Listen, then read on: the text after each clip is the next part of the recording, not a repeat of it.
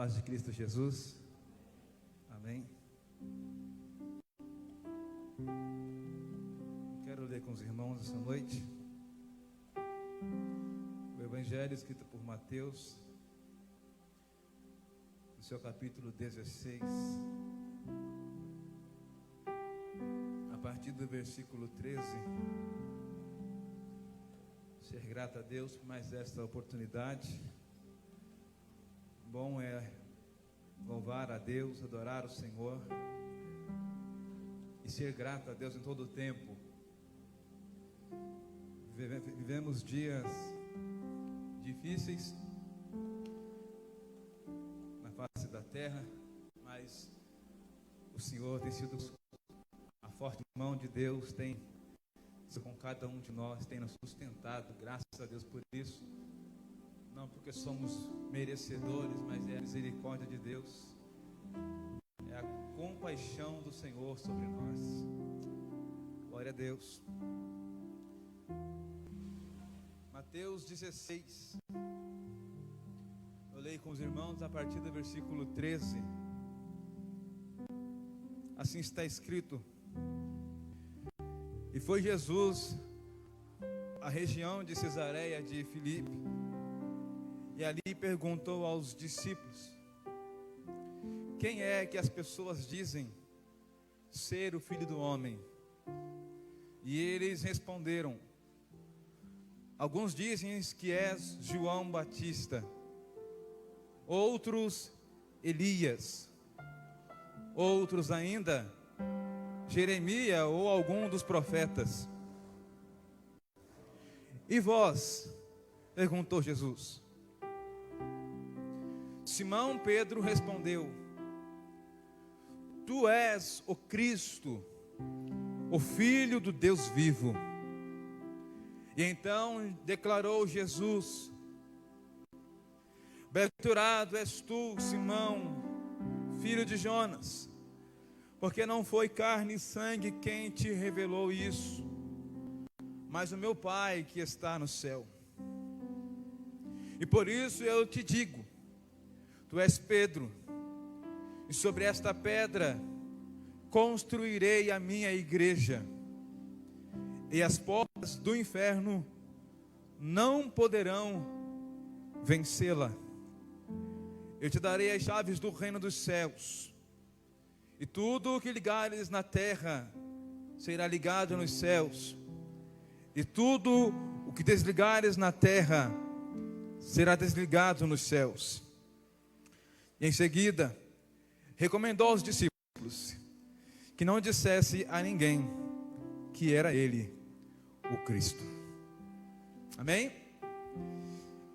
É dentro desse texto que nós iremos meditar nessa noite, fazer a nossa reflexão e naquilo que Deus tem colocado ao meu coração para nós pensar nessa noite, para a gente conversar, para a gente entender. Porque o tempo que nós estamos vivendo hoje, essa frase soa no meu coração hoje: é tempo da igreja ser igreja. É tempo da igreja ser igreja. Aquilo que os irmãos já haviam dito desde o início do culto, que igreja não são quatro paredes. A igreja de Jesus, ela não está confinada. A igreja de Jesus, ela não está restrita. A igreja de Jesus não está presa. Mas muita gente que se diz igreja, neste tempo agora de quarentena, de isolamento social, nesse tempo agora, muita gente tem deixado de ser igreja, tem deixado de experimentar o que é ser igreja, porque muita gente viveu a vida toda acreditando que ser igreja é ir ao templo no domingo. Muita gente viveu a vida toda acreditando que ser igreja é participar das atividades religiosas no templo. Mas e agora? E agora com os templos fechados? E agora com as atividades restritas? Mas e agora que não se pode mais se ter o ajuntamento como se tinha antes? Como ser igreja sem frequentar o templo? Como ser igreja sem participar de atividades religiosas no templo? E é sobre isso que Deus ministrou no meu coração, comigo, compartilhar com vocês. Porque Jesus disse a Pedro: eu vou construir a minha igreja, eu vou edificar a minha igreja. É importante dizer aos irmãos que a palavra igreja, no seu original, não é simplesmente sair para fora, como a gente muito já ouviu. Mas o seu original, a palavra eclesia, significa uma reunião, significa assembleia. Isso quer dizer que qualquer reunião que existe, em qualquer ambiente, dá-se o nome de eclesia. É por isso que Jesus disse: eu vou edificar a minha igreja. Porque ele era ciente de que existia várias igrejas. Ou seja, existia vários grupos que se reuniam para qualquer outra coisa. Por exemplo, uma reunião de diretores do futebol brasileiro é uma eclesia, é uma reunião.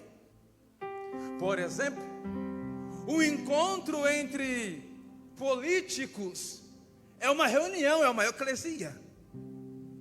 Tudo isso é reunião.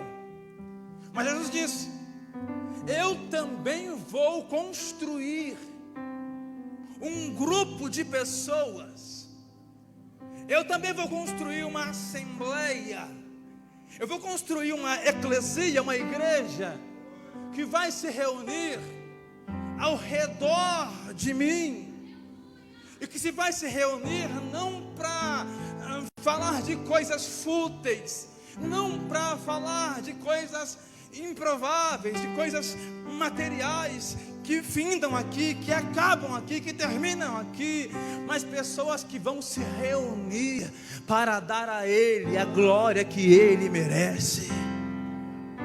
Eu vou edificar a minha igreja. E é interessante que a igreja de Jesus, ela não tem placa.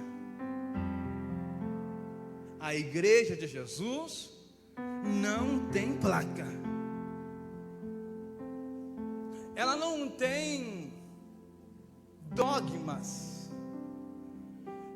Ela não tem costumes. Porque costume é cultural, cada país tem o seu.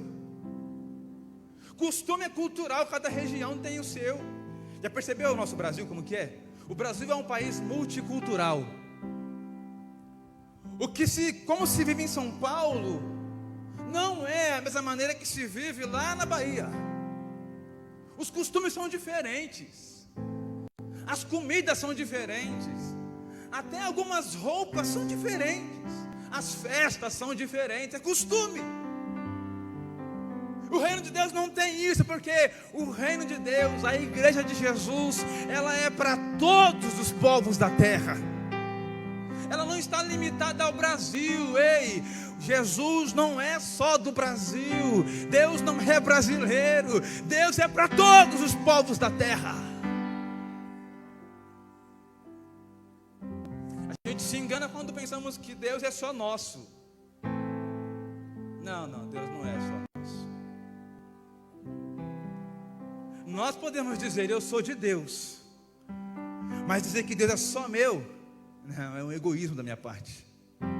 Porque Deus não cabe dentro da minha caixinha de ideias e de crenças. Deus é maior do que meus pensamentos. Sabe, a nossa Bíblia, o nosso livro sagrado, que contém as escrituras que falam de Deus, que falam de Jesus, que nos ensina a verdade. Deus é maior do que a Bíblia. Deus não cabe no livro. Deus é maior do que o livro. Eu estou dizendo para você que Deus está além. Deus está além das crenças e religiões. Deus está além. Deus está onde há um coração quebrantado e contrito diante dEle. Deus está nas relações de amor. Deus está num coração arrependido. Deus está onde alguém olha para Ele e diz: obrigado, Deus, pela vida que o Senhor me deu. A minha igreja de Jesus queria construir. E é sobre esta igreja que eu quero falar nessa noite. Não é a igreja de placa, é a igreja de Jesus, a igreja universal de Jesus. E nessa igreja é gente de toda a tribo, raça, língua, nação. É gente que a gente nem sabe que faz parte da igreja. É gente que a gente olha assim e fala: esse daí eu acho que não é não. Mas Deus olha no seu livro e diz: é sim. Porque ter um nome escrito no hall de membros da igreja é uma coisa. Outra coisa é ter um nome escrito no livro da vida. E só quem sabe que o nome está lá é Ele. Então eu quero falar dessa igreja, a igreja universal de Deus, que é a comunidade dos santos. A comunidade, a palavra comunidade é exatamente isso. É um grupo de pessoas que procuram ter tudo em comum. Viver em comunidade é procurar viver tendo tudo em comum.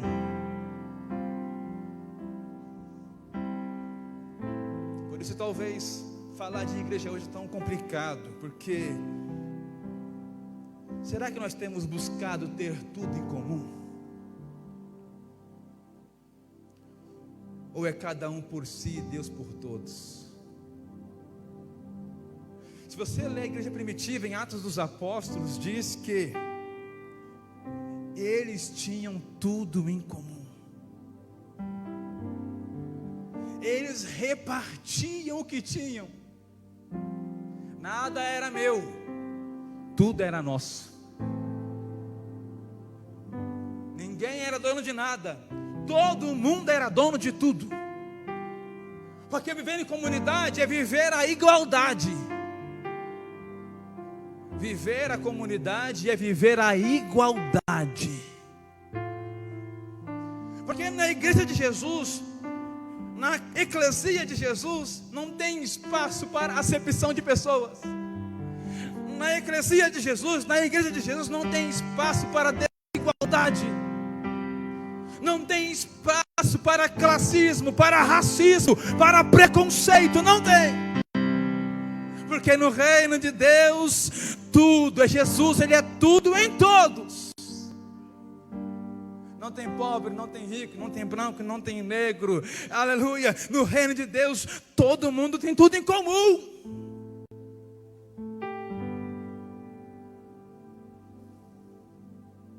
É dessa igreja que eu quero falar essa noite.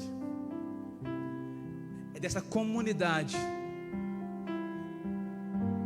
Eu que citei aqui, eu encontrei 3 características da comunidade. E a primeira dela é: essa comunidade é a comunidade de fé. Essa comunidade de Jesus é a comunidade da fé. A fé no Cristo vivo. Observe a fala de Pedro.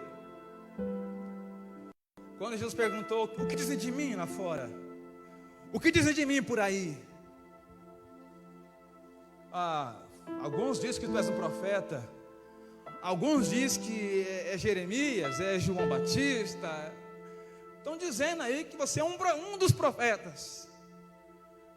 Jesus então olha para os seus discípulos, para a sua igreja, para a sua comunidade e pergunta: e o que vocês dizem a meu respeito? o que eu represento para vocês? Como é que vocês olham para mim? Como é que vocês me compreendem? Como é que vocês me conhecem? Essa ainda é a pergunta de Jesus que ecoa até os dias de hoje. Como é que você olha para mim? Como é que você convive comigo? Qual é o seu relacionamento com Jesus? Qual é a nossa expectativa com Jesus? Qual é a nossa vivência com Ele? O que eu sou para vocês? Um santo curandeiro que cura as enfermidades dos outros? Um profeta que fala em nome de Deus? O que Jesus representa? É Pedro quem toma a palavra e diz: Tu és o Cristo, Filho do Deus vivo.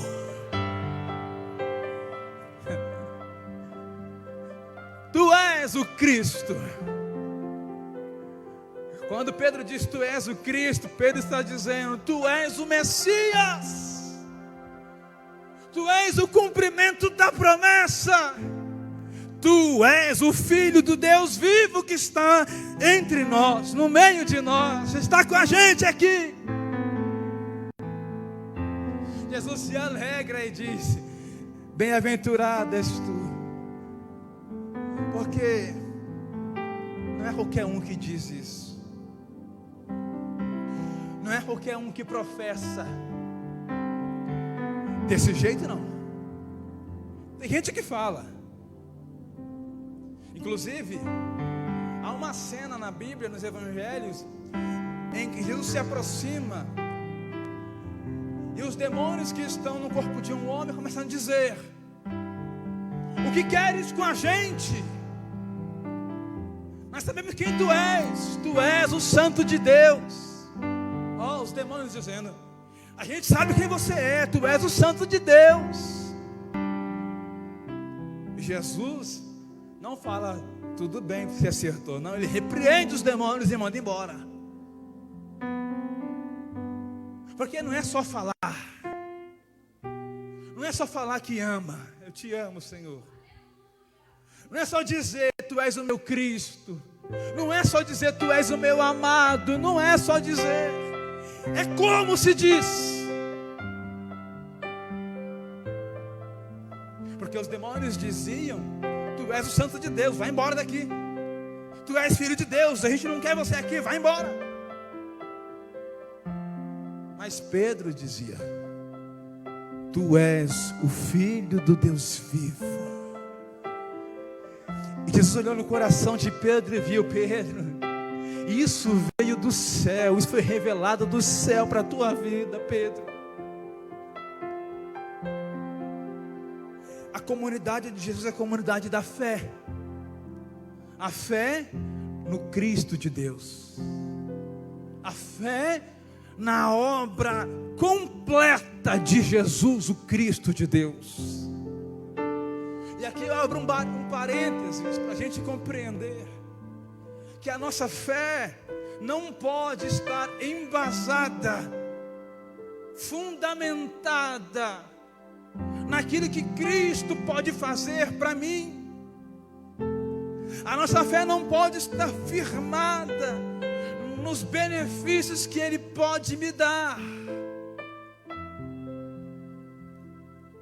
Porque quando a nossa fé está firmada no que Ele pode fazer por mim, daí Ele não faz, logo então eu desmoreço, eu desanimo, eu desisto, eu deixo de crer, porque a minha fé está no que Ele pode. Eu creio que Deus tudo pode. Eu sei que você também crê que Deus tudo pode.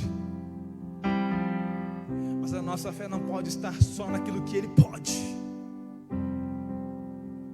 A nossa fé tem que estar naquilo que Ele é. É olhar para o Cristo e falar: a minha fé está na obra completa dele. Que obra completa é essa? É aquele que viveu entre nós, é aquele que morreu entre nós, mas também é aquele que ressuscitou ao terceiro dia, e a Ele foi dado todo o poder, toda a autoridade. A minha fé tem que estar nele, no Cristo de Deus, porque Ele sim tem poder para perdoar, para nos redimir. Ele já fez. Glória a Deus por isso. A nossa fé não é no que Ele vai fazer, é o que Ele já fez. É o Cordeiro de Deus que já morreu antes da fundação do mundo. Ele já fez. Se a nossa fé estiver nele, alcançamos a salvação. É Paulo escrevendo aos Efésios capítulo 2, versículos 8, que nós somos salvos pela graça, mediante a fé no Cristo de Deus. A comunidade de Jesus, a igreja de Jesus, é a comunidade da fé. E estou para dizer que acreditar em Jesus não é para qualquer um mesmo. Tem gente que fala assim: vocês é louco, vocês têm uma fé louca. E ao ler as Escrituras a gente encontra realmente que a morte de Jesus, crer em Jesus como Filho de Deus, é loucura para o mundo. É escândalo para os judeus, diz a Bíblia. É escândalo. Para outros é loucura. Mas para aqueles que crêem, é poder de Deus.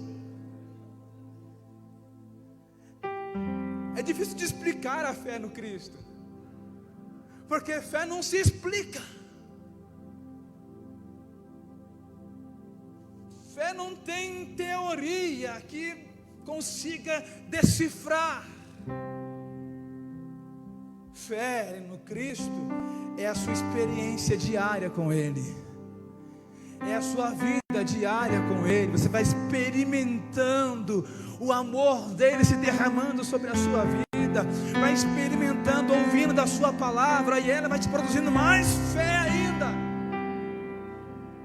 Nesse tempo de pandemia, nesse tempo de turbulência mundial, não perca a sua fé no Cristo. Não perca a sua confiança no Cristo, no Filho do Deus vivo, que já fez a obra completa por nós. Em segundo lugar, a comunidade do Cristo é a comunidade da vida. A comunidade do Cristo é a comunidade da vida. Capítulo 3 de João diz que o Nicodemos foi conversar com Jesus. Nicodemos, um doutor da lei. E Nicodemos chegou e perguntou: eu sei que tudo que você faz é porque você é homem de Deus, porque você não poderia fazer essas coisas se Deus não fosse com você. Eu sei que você veio de Deus. Jesus, olhando aquilo, disse: se você quiser fazer parte do reino de Deus, você tem que nascer de novo. E Nicodemos não entendeu o que Jesus quis dizer. A gente conhece a história. O que Jesus estava dizendo é o seguinte: todos os descendentes de Adão, toda a humanidade está debaixo do jugo e da condenação do pecado. E estando debaixo do jugo e da condenação do pecado, todos estão condenados à morte, e morte eterna. Isso quer dizer que nós humanos sabemos que a nossa vida caminha, e a gente fala assim: uma coisa temos certeza, é um ditado que se diz aí fora, uma coisa tenho certeza, uma só coisa que a gente tem certeza, é a morte. É uma frase que se usa muito. De uma coisa eu tenho certeza, um dia eu vou partir. Porque essa é a condenação sobre toda a humanidade. A gente pensa que está vivendo a cada dia, está morrendo a cada dia. Passa-se os anos e nós não somos mais o mesmo. A gente envelhece. A gente se vai aos poucos. A saúde vai indo embora. O vigor vai indo embora. Olha para mim, 34 anos, parece que tem 18. Vocês viram, não é brincadeira. Só para lembrar, mês que vem é meu aniversário, tá? Só para os homens ficar cientes aí. Aproveitar que está em rede nacional e na rede social. 24 de junho. Não, churrasco não. Não pode ter aglomeração. Mas eu lembro que quando eu tinha 14, 15 anos, eu tinha vontade de fazer 18 anos rápido. Eu tinha vontade de chegar logo na fase adulta da vida. Poxa vida, não imaginei que ia passar tão rápido assim. E vai indo. E se vai. Essa semana eu ouvi uma frase que dizia assim, que morrer não é uma opção, viver é que é. Morrer não é uma opção, viver é que é. Ninguém escolhe morrer, ninguém decide morrer, mas a gente pode escolher viver. Porque para morrer, já havia dito outro, basta estar. Você não faz esforço algum, é só deixar a vida aí.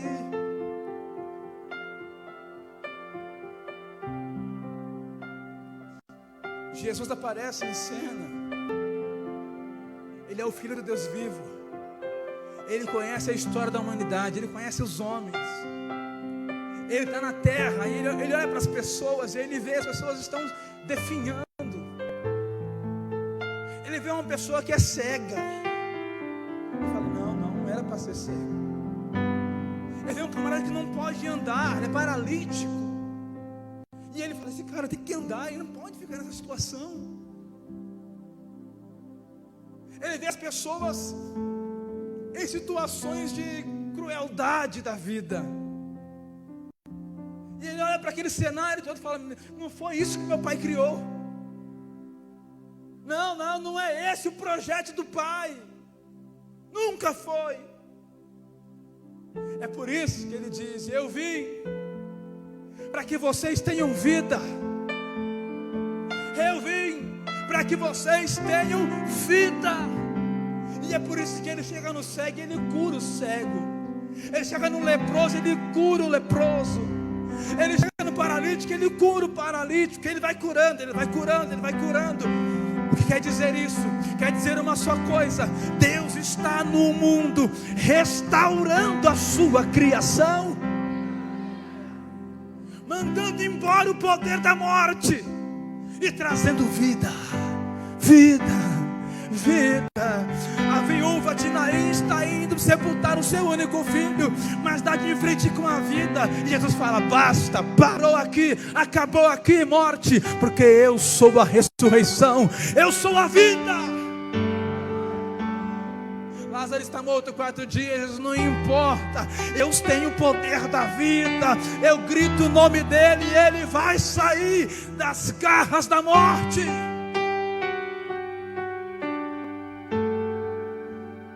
Porque o salário do pecado é a morte. Todos que estão debaixo do pecado, da condenação do pecado, estão condenados à morte. para vencer isso, só quem consegue vencer o pecado. E é por isso que Ele veio. E é por isso que Ele viveu entre nós, para cumprir o que nós não poderíamos cumprir, para vencer o que nós não conseguiríamos vencer, o poder do pecado sobre nós. É por isso que está escrito que onde abundou o pecado, superabundou a graça, o poder de Deus, o poder da vida. O nosso Deus é vida. Quando acharam que iam parar Ele, quando acharam que iam destruir Ele, pendurando-o na cruz, a morte falou: peguei mais um, eu vou enclausurar mais um, eu vou prender mais um nas minhas garras e ele não vai sair. Mas a morte esqueceu. Tem até uma ilustração que um pastor faz interessante, que a morte, quando foi fazer a autópsia no corpo de Jesus, para ver se tinha pecado, ela começou a procurar,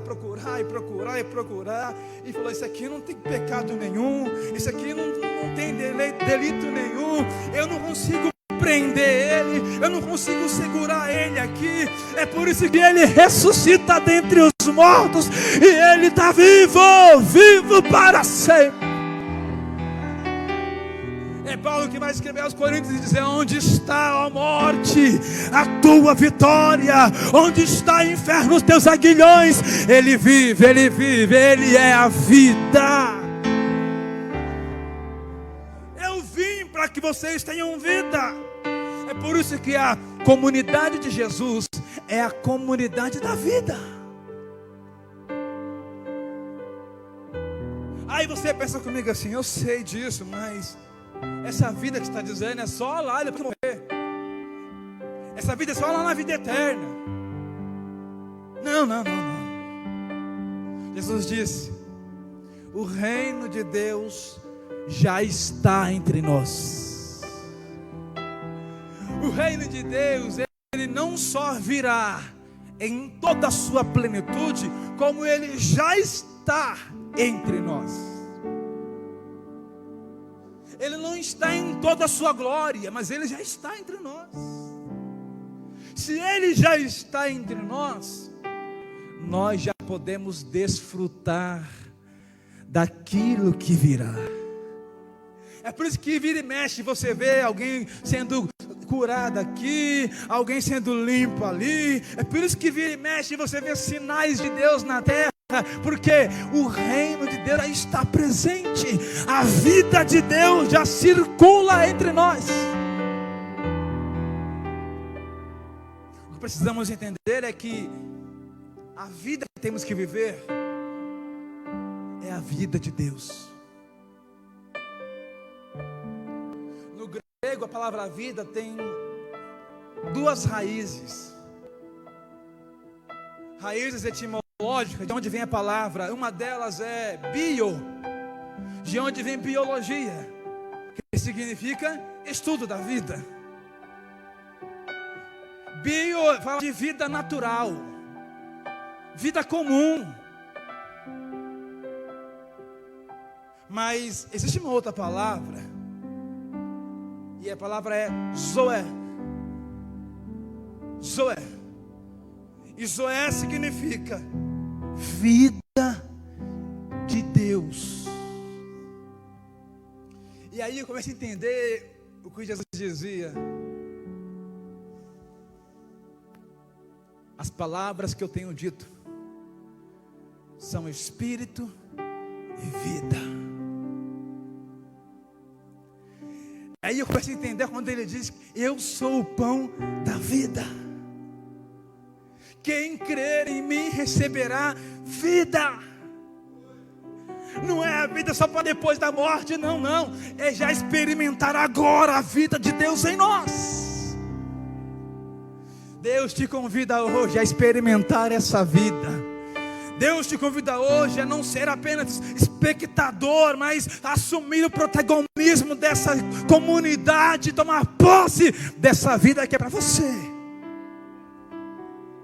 O mundo vive debaixo de vestígios de morte. O que mais se falar em últimos dias é morte, é destruição, é sinônimo de morte. Mas a igreja de Jesus é sinônimo de vida. E por isso cabe aqui a nós uma responsabilidade muito grande. Deus quer que eu e você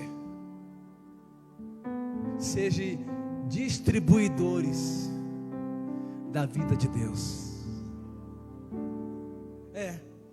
Deus quer que eu e você aqui somos portadores dessa vida. Nós entendemos, nós carregamos em nós a vida de Cristo, a vida de Deus em nós. Agora vai pelo mundo, vai pelos cantos e valados e proclame vida. Onde há morte, profetize vida. Leve vida para a sua casa, leve vida para o seu irmão, para a sua mãe, para o seu pai. Leve vida lá no seu trabalho, leve vida para os seus vizinhos. Se não pode ir na casa de ninguém, liga para eles, libera a palavra de vitória, de vida sobre eles. Porque vida, a vida de Deus aqui não quer dizer, como o nosso irmão Wagner disse, que você está blindado, que não vai pegar enfermidade, que não vai ficar doente, que não vai ficar falta de dinheiro, não é nada disso. A vida de Deus, quando ela habita em nós, ela nos ensina a ser contente. Ela nos ensina a ter contentamento. É o que o Paulo dizia: posso todas as coisas naquele que me fortalece. Por quê, Paulo? Porque eu aprendi a ser contente. Como assim, Paulo? Eu aprendi a ter muito, aprendi a ter pouco. Eu aprendi a ter em abundância, aprendi a passar fome, aprendi a estar coberto, aprendi na nudez também, no frio. Eu posso todas as coisas, é Ele que me fortalece. O segredo da vida de Deus em nós é ser contente, é estar contente com aquilo que Deus tem nos dado, é ser grato a Deus por tudo. Terceiro e último lugar, a comunidade do Cristo, primeiro, é a comunidade da fé, é a comunidade da vida. Terceiro e último lugar, é a comunidade do amor. Eu vou ter que ler isso. Primeira carta de João, capítulo 4, versículo 7. Porque se em nenhum lugar do mundo mais houver amor, na comunidade do Cristo é o lugar onde não pode faltar amor. Capítulo 4, 1 João, versículo 7. Irmãos, amemo-nos uns aos outros, porque o amor vem de Deus, e todo aquele que ama nasceu de Deus e conhece Deus. Quem não ama não chegou a conhecer Deus, porque Deus é amor.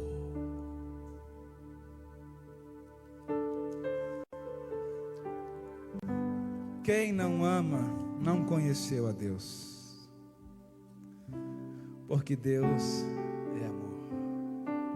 Eu volto à pergunta lá do começo que Jesus nos fez: e vós, quem dizeis que eu sou?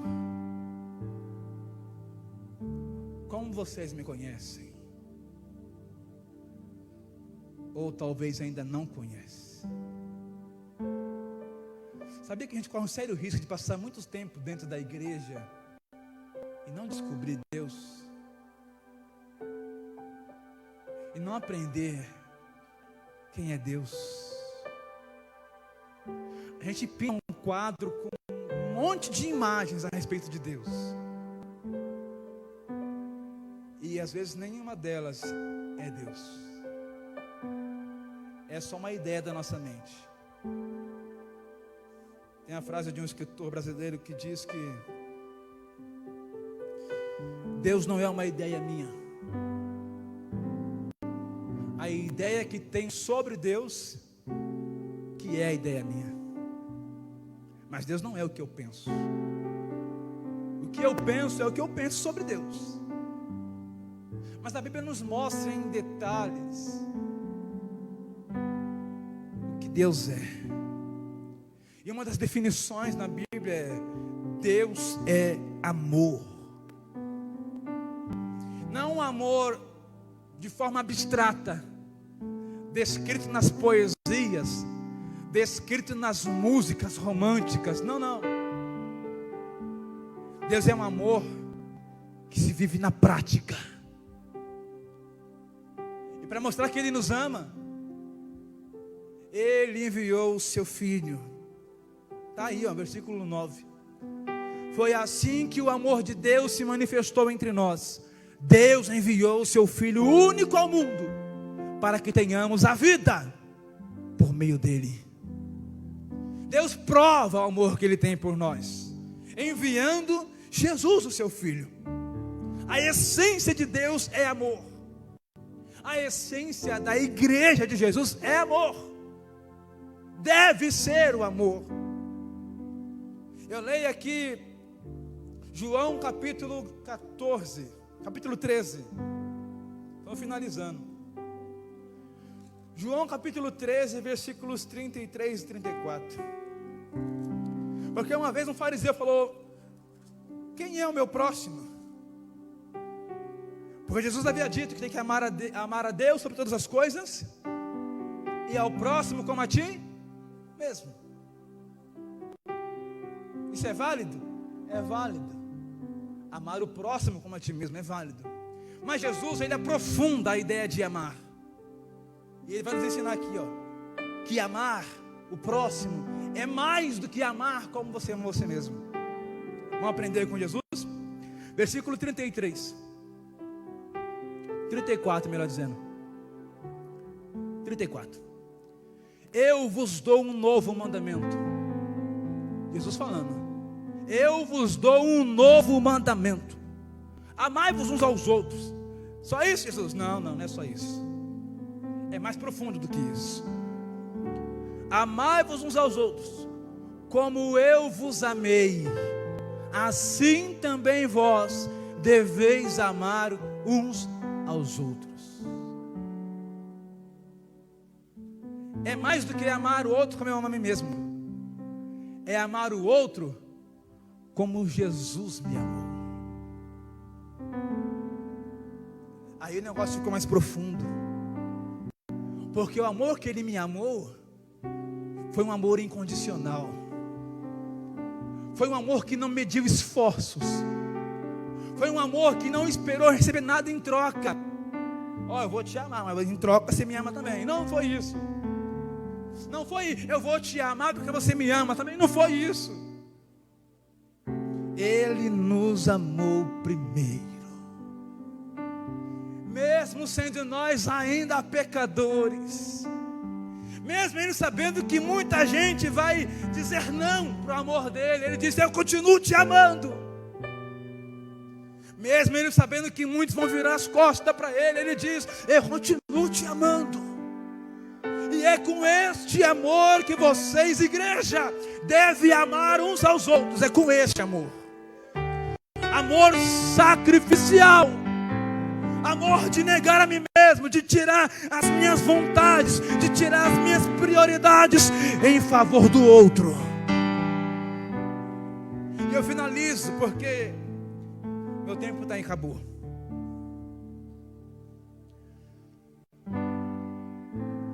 A comunidade do Cristo é da fé, comunidade da vida, comunidade do amor.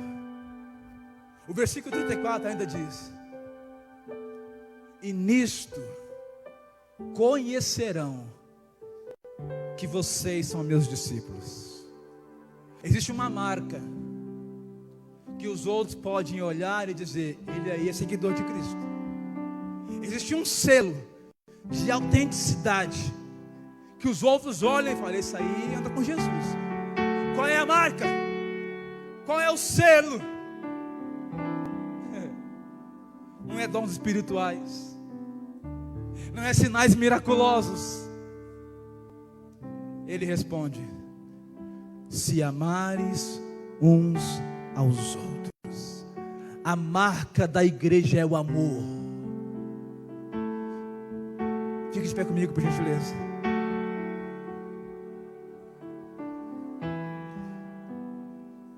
Nós somos a comunidade do Cristo. Nós somos a comunidade do Cristo. É tempo de proclamar vida. É tempo de demonstrar fé nele. É tempo de abraçar e liberar amor. Manifestar o amor de Deus àqueles que estão angustiados e sofridos. Seja a boca de Deus, seja a mão de Deus, seja um profeta de Deus, seja um agente de Deus. Leve esse amor, manifeste esse amor, sem fazer acepção de pessoas. Apenas ame. Feche os teus olhos, eu quero orar com você. Senhor, somos a tua comunidade, somos o teu povo, somos a tua igreja.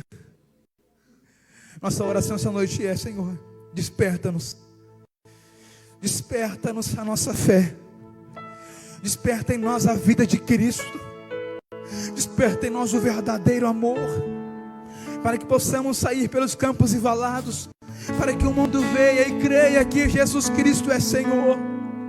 Desperta a tua igreja, a tua noiva, que ela venha sinalizar o reino, manifestar o reino, que ela venha proclamar que o reino de Deus já está entre nós. Em nome de Jesus, Pai. Essa é a nossa oração. Amém. Deus abençoe em nome de Jesus.